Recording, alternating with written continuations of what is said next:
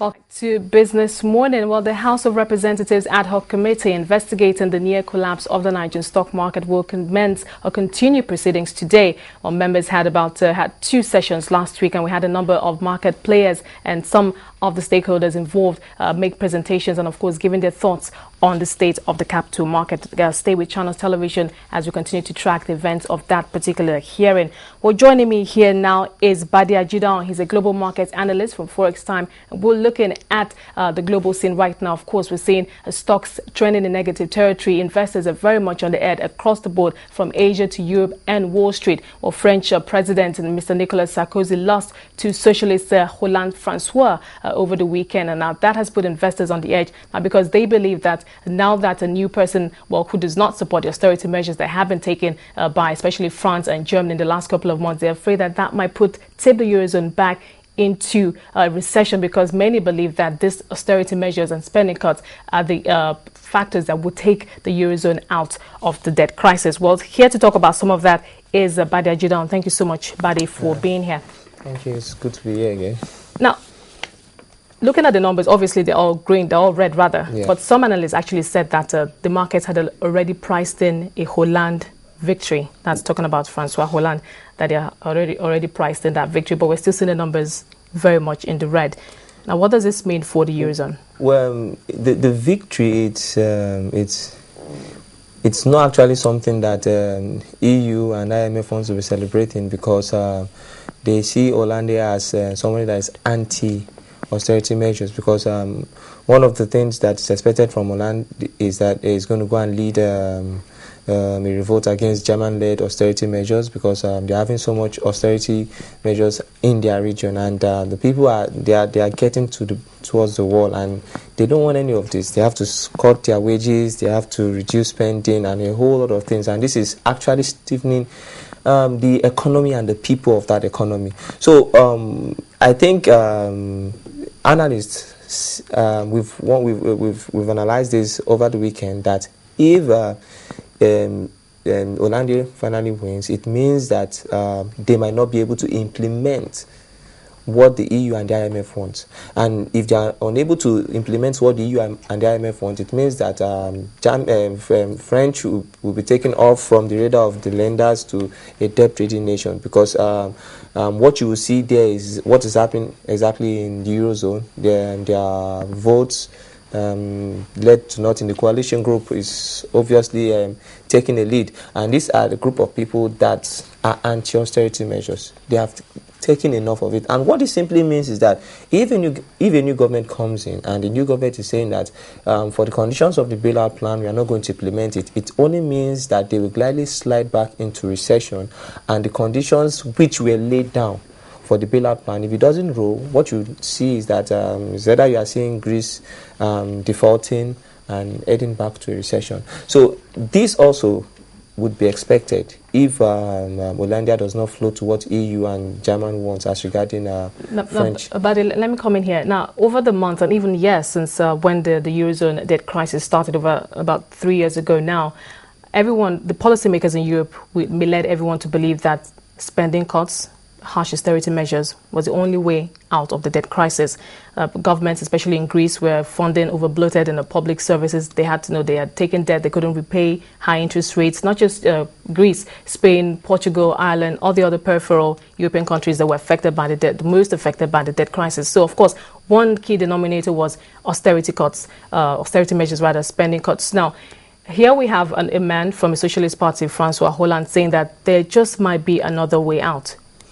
What does this mean for the Eurozone? Because we have an IMF, all the other international lenders who have put money on the table to fund this crisis. It's from the economic point of view, the economists believe, from our theories and proper everything we've propagated over the past, is that these fiscal policies, you're cutting wages, you're reducing spending, you're increasing taxes, is the only way out. But there's nothing bad if it sees, but most likely it still has to come back to it, because we need to be able to see what actually he wants to propose. Because right now, anybody in his right senses, and probably from an economic point of view, we only see that most likely the only way to help this economy out is by doing what EU and IMF want. But I think why it's so much on Greece, French, and France and all that is because these people are spending a common currency, that is euro. All right, they are under one umbrella. Assuming it was probably a single nation currency, it might not be as difficult as it is now. But obviously, the EU is coming to help them. But because all these 17 member nations, they don't want their currency to break out. They don't want these people to break forth out of the economy. So they have to put measures in place to keep them. So if the Socialist Party has a way of bringing out their economy from this mess, then I think maybe they should give them a chance to do it. Well, do you think Mr. Holland was just being a politician? Because, of course, during the campaigns, because I'm just thinking, it could be, I beg your pardon, for him to just come out and tell his supporters or voters that, let me quote for some of the things he said. He said that austerity is not an inevitability. Of course, as I mentioned earlier, yes, suggesting that there's another way out. But of course, it's so obvious that many of these economies had lived beyond their means and they needed to tighten their belts. So for him to now come out and say, no, there's another way, which he hasn't exactly, told the world. Yes. At the end of the day, where's that going to put him in terms of his relationship going forward with the not just with his people, the IMF, the EU, who are the ones who have actually put the money on the table to fund these countries? What my argument is this. Obviously, he's not the only wise man around. This started from Greece, and over the past years, at least for the past 3-4 years, nobody has been able to bring an alternative means of tackling the issue. So if you say that he wants to be a politician, it might be right. But from what we are seeing, from the economic point of view, the best way to review or to help the economy from default is to actually cut taxes and increase and cut spending and all those across the border. Yeah. So, but I was thinking that what exactly is this man going to do? What's he going to do? That's obviously the big question. And I can't wait for him when it's time for him to actually sit down and have meetings with the IMF, the EU, and the ECB. What will be said at that? What is he going to say? Because remember before now, it's been German Chancellor Angela Merkel and Mr. Sarkozy who have actually been in the forefront of this whole austerity measures. Now, here Angela is going to be left alone. I can bet my money on it that he's still going to come back to the same things. Maybe he's going to find a diplomatic way of doing it differently, but he's still going to come back to the same measures because over time, these are the measures that can bring an economy back into stability. So this is what we are going to see, and well, we are watching them together. You see. Okay, let's look at it. Because one of the highlights of the commentaries was that it was going to go and lead a protest against German-led austerity measures. Now they are saying it is German that is actually Germany who has led that is leading the austerity measures. Because we've had analysts over the years. We've had analysts, all kinds of analysis of options for the Eurozone in terms of bringing them out of the crisis. And of course, the general consensus has been that these governments need to stop living beyond their means. They need to cut their spending. They need to tighten their belts. So whatever Molina is going to come up with is still going to fall under the austerity measures, and the people of France, we just have to take it. Okay, what do you think investors, let's take a look at the numbers. Well, over 2% of losses across the board. What are investors at this time most worried about? Now, the election of Holanda does not mean that the euro will be strengthening. In fact, like I said, what it's sending is a distress signal. That is, you are electing, the reason why they are electing Holanda is because they believe that it's not going to take the line of the former president, that's Sarkozy. So, which means that they still want the Eurozone to be in crisis. So that is why in the early hours of today, in the Asian session, you saw the euro dropping. It dropped massively. There was a big gap on the euro charts today. So the reason for that negative is because that is a wrong signal to our investors. Investors are not sure whether Holanda is going to live up to the expectations of what the euro and the IMF wants. So they don't have to put their money in such. If they have funds, they have to take it out of euro at that point in time, because it's going to be considered as a very weak currency at that particular point in time. Now let's leave France. Let's go over to Greece. A more worrying development over the weekend. Also, the two parties that came together in the wake of the debt crisis in Greece, at the point where they had to make a decision to come together in exchange for bailout funds worth about 130 billion euros. Now, these two parties took a hit over the weekend. Obviously, voters in Greece are not happy with them, and they lost the majority. And of course, these two parties need to continue to push for these austerity measures, because those are the conditions that the EU, the IMF, and the ECB have given Greece in exchange for more bailout funds. Now, they haven't given them the entire 130 billion. They're being given in tranches. There's still some more money that they're going to collect. Now, what does this mean? Because this is a very major setback. Because I'm thinking the politicians or the other party that won, that they got the majority away from these two, the PASOK party and the other party, do you think they're misleading voters into thinking that, we don't have to take austerity measures, and that even without austerity measures, we don't need money from the EU or the IMF. We can find other sources of funding? Because I'm thinking there's just no other option for this in terms of funding. I think voters are being aggressive. They are angry. They are annoyed. The austerity measures is killing them, and for once I agree with them. But yes, the austerity measures is meant for the common good of Greece.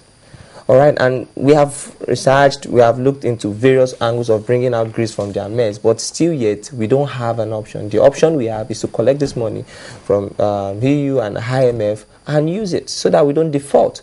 But if the voters are made to believe that there's an alternative, which we can obviously see, and that's the major reason for the discrepancies. And what is going to mean is this: if the party is unable to fulfill their own side of the conditions, what it will mean is that Greece is going to default. Yeah, because it's beginning to look like these politicians, being what they are, just telling the people what they want to hear. You know what, the austerity measures, we know what the effects have been. There's a better way. We have the solution. Well, who create the solution? If I can get something, except they are telling the voters something else, and they still come back to implement the agreement with EU, or they just don't want to implement anything. And if they are not implementing anything, like I said, it's two things. Let me repeat myself. It's either they are telling the voters that, come, we don't need money from EU, and later on they go back to EU and get the fund, they agree to the conditions, or better still, they are not agreeing to anything. If it is the later, that is, if they are not agreeing to anything, Greece has no choice than to default, and this will lead to their exit out of the Eurozone. Now let me use Spain as an example, because something similar happened in Spain just before when the old government was thrown out and Mr. Rajoy came in. He actually did promise that, austerity measures, he will look into it, that perhaps there's a better way, and that, he will put people, as it were, in a comfortable position. But the minute he went into government, he went along with even harsher austerity measures. Right now, Spain is in its third quarter of a recession. Has the highest unemployment rate in the entire Eurozone. Yes. So I'm thinking, didn't have voters forgotten what happened in Spain? Well, don't forget that the human beings will try to bend towards a comfortable side. So if I come out telling you that, see, I'm sorry, austerity measure is going to increase, obviously riots are going to continue. They are not going to reach any form of agreement. You understand? So this is what we are saying. Understand? And if but sorry to cut you short, but we need to take a short. I'm being told that we need to take a break at this moment. We've been talking about the effects of the elections in Greece and France on the financial markets that are currently swimming in negative territory right now. We need to take a short break. We'll be right back.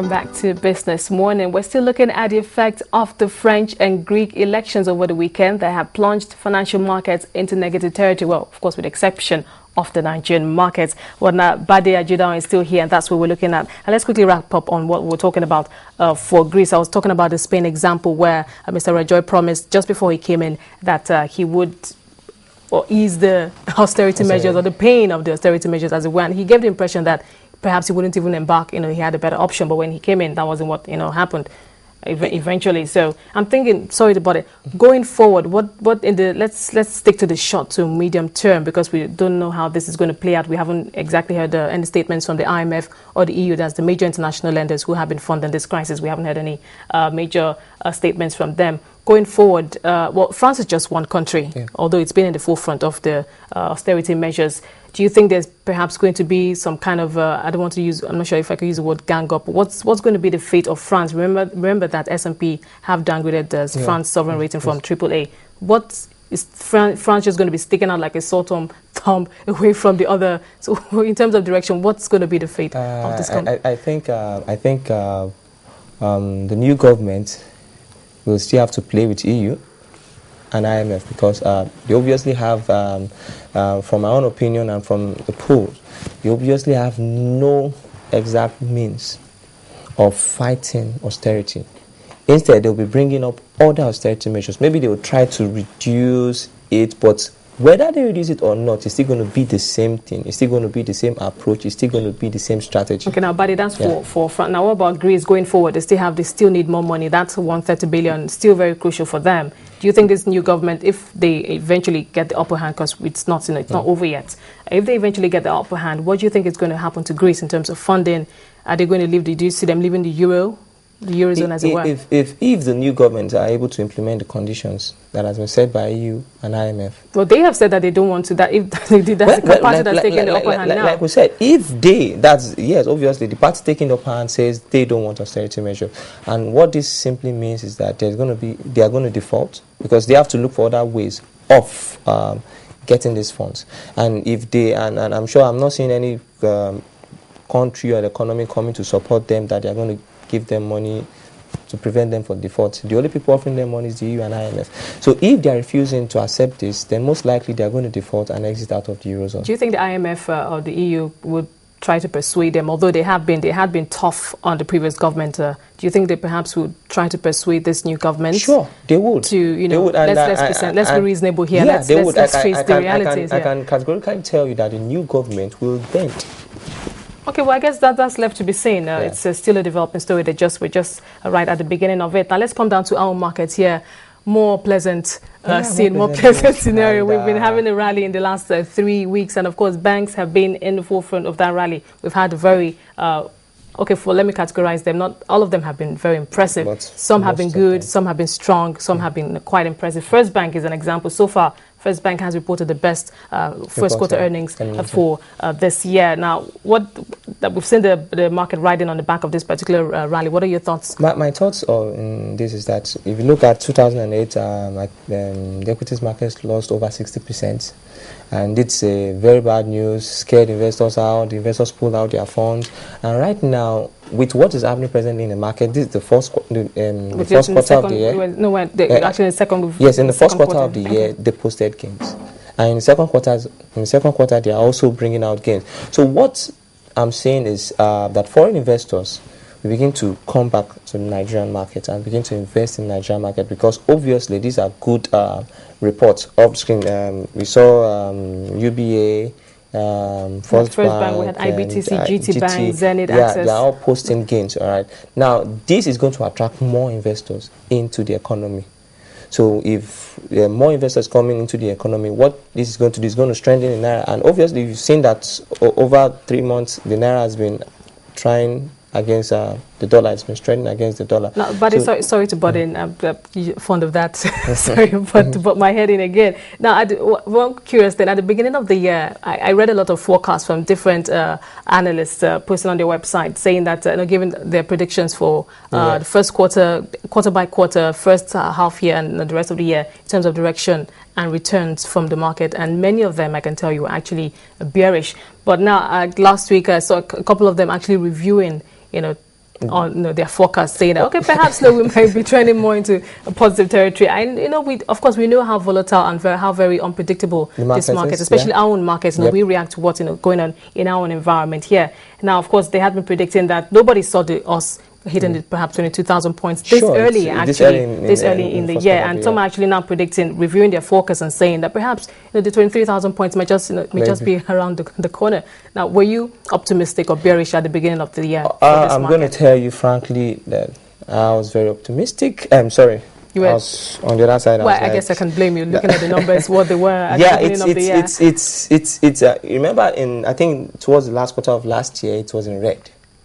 All right, and what our projection was that because it's not easy coming out from such recession from the stock exchange market. All right, for you to build investors' confidence back. All right, a lot of work has to go underground. But obviously, I think the banking sector, especially, have been able to show us that they can pull in some strings together. But what's one of the things that made me change my opinion about the stock market was at that time we saw foreign investments coming into the economy, especially into the banking sector. So which kind of gave a boost that these guys are going to strengthen up.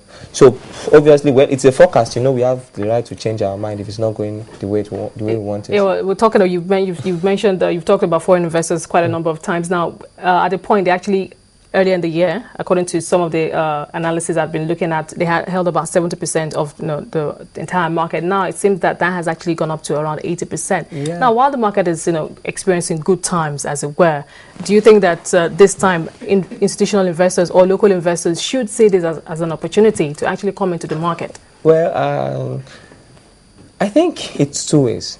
Now, don't forget that when you talk about foreign investment, you're talking about investment coming out of Nigeria, talking about investment that might be coming from... I'm talking about investors who are buying more stocks, putting more money in the Nigerian... Foreign investments. Yes. Yeah.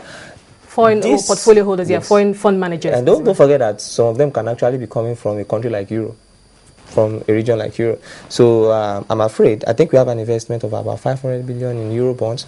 I'm afraid that if the Euro comes into another crisis or recession. Okay, you think that there might actually be a major pullout like we saw in 2009? Yes. But where would they put their money? They need to put their money somewhere. We know they'll definitely put their money in the US 10-year treasury bonds. They'll probably put their money in gold and perhaps a dollar. Where else? Whichever way we risk a contagion, because we might be affected by it, because we have investment there too. So we might be affected by it. But from what has been happening, it's a steer for even local investors to come back into the market, because they have been posting gains and we still see them strengthening over the next couple of months. Okay, we're currently at 22,665.99 points, but that's over half. We're closer to 23,000 points. Do you see that happening soon? Sure, I see.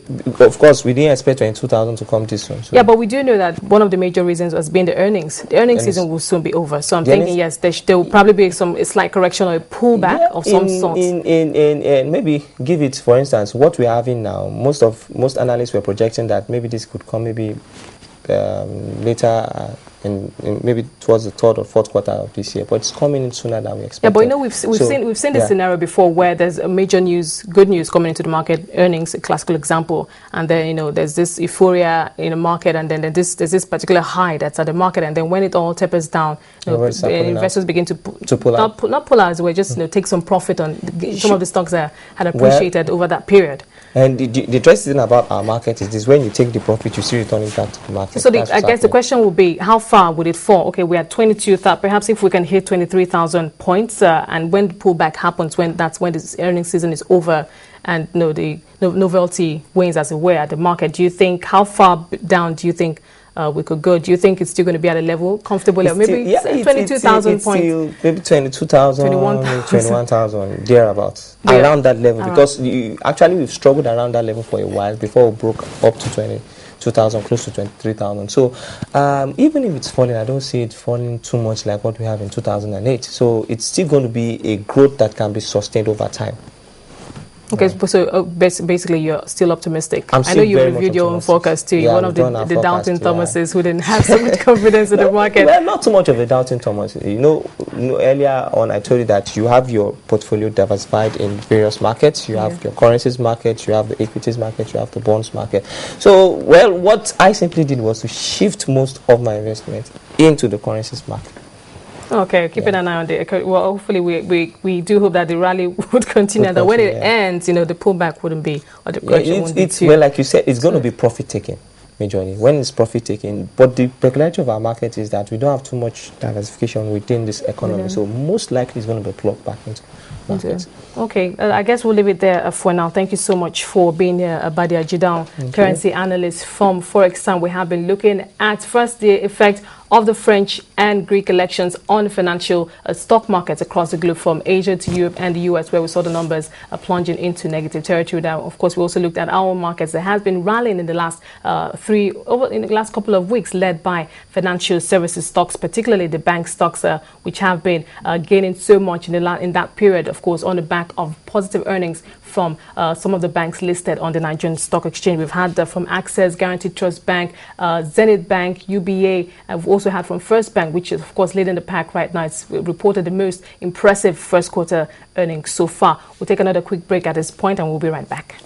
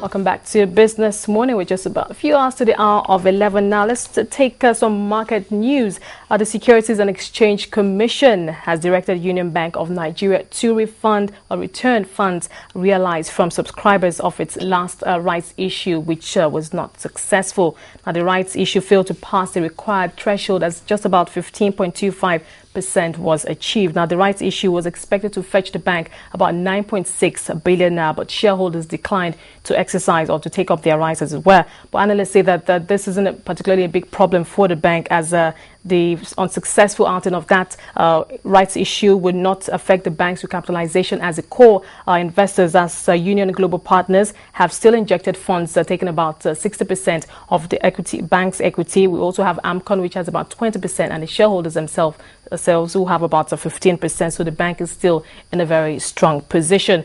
Well, Europe is still trending in negative territory 3 hours into today's session. Of course, still being hit by the elections in France and Greece over the weekend. Of course, we'll continue to track that for you. And also the ongoing probe into the state or the near collapse of the Nigerian capital market by the ad hoc committee of the House of Representatives. That's going to kick off very soon, shortly from now. And of course, Channels Television will be bringing you that event live. Of course, we'll be tracking the event of those proceedings also live here for you on Channels Television. But that's about all we can take on today's edition of the program. Thank you so much for being a part of it. Our Channels News Track is at the top of the hour, but if we don't bring that, probably the House of Reps ad hoc committee investigating the capital market. Well, that's all we can take on today's edition. Thank you so much. I'm Esther Bodaga. Have a great day.